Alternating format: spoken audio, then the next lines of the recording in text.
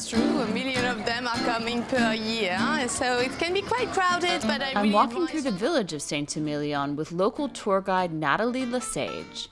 So Natalie, we're entering in. Is this a typical street of Saint-Émilion? Yes, and Saint-Émilion is not only about the wine, it's about a lot of narrow streets like this one, and cobblestone streets, limestone houses. This limestone is really typical of the soil of Saint-Émilion. The golden age of this place was in the Middle Ages, and the pilgrimage was very important at that time. They were on their way to go to Spain, but they were making a little detour to come here and see the relics of Émilion.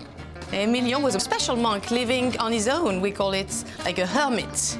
He was living here and he was a miracle maker. He lived in a former grotto alone by praying and meditating. He became a saint, and there was people that were coming here in the Middle Ages to see the relics of Émilion, its remains, that were exhibited here. People gathered around and wanted to see this miracle maker. It's always fun to be in a village that was once home to a miracle maker. Yes, it is.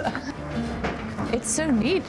Looking at all of the little details, you can see that this was a medieval city from all the different architecture. Yes, from the different architecture. And down this street, we have one of the oldest houses of Saint-Émilion that you have on the left-hand side. Oh, wow. It dates back to the 14th century. What is very nice with this house is it uses timbers, which is quite exceptional for Saint-Émilion, as the main material we had access to is the limestone rock from the soil of Saint-Émilion. So using wood was very common in the Middle Ages, but not so much in Saint-Émilion. So we are glad to have kept this house. And this archway is also magnificent. Yes, it's an archway, and there is a legend about this archway. The street is named the Cadence Street, and under this arch there was a chain that was separating the upper part of the town from the lower part. In the upper part, the bourgeois of the town and the religious order was settling, and in the low part it was the market, the popular aspect,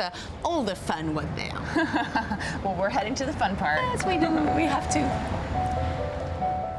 If you're coming to this village, bring good walking shoes and get ready to climb.